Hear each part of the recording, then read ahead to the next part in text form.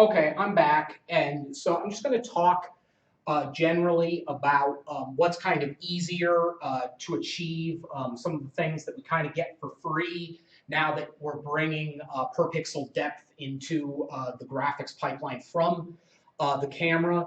One of the interesting things that you can do is that now that we know what's in front of what, we can kind of bring the depth information from the camera into the graphics pipeline in the proper order. So one of the important things in 3D graphics for ordering is transparencies. And so typically we would need to render transparencies after the fact. You could do this and make the assumptions of what's in front of what at whatever point in time, but now we can properly, easily tell what transparent objects are behind and which ones should be in front of what's being captured by the camera. And so I will kind of demonstrate that with a lightsaber here. It's kind of hard to see, but basically the lightsaber, the edges of the particles have transparencies, and you can still see, for instance, myself behind those transparencies. Another thing is that these transparent objects can clearly go behind me right now. Now, interestingly enough, another effect that you may have just seen is lighting being applied to the surfaces captured by the camera.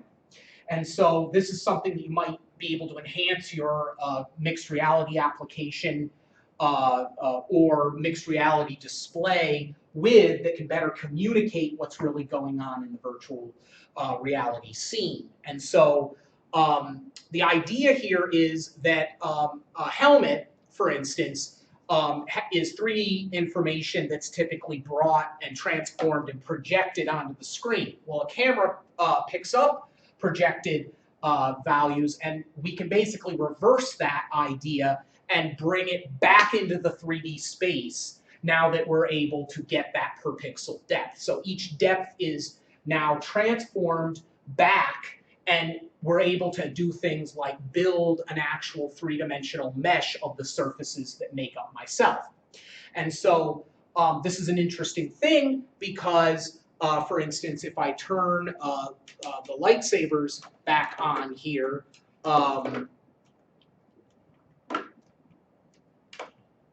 we're able to effectively light the surfaces that make up me appropriately from the directions. So a three-dimensional mesh that makes up myself can be somewhat lit appropriately with virtual lighting, much like you typically see it on surfaces that are virtual themselves.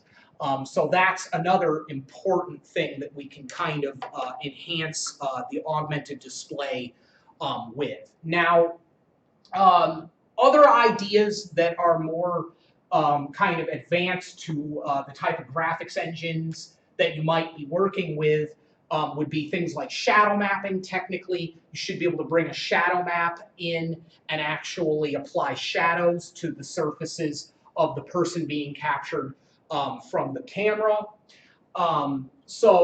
There are ideas in being able to cast shadows from the actual person being captured in the from the camera and being placed into the virtual environment.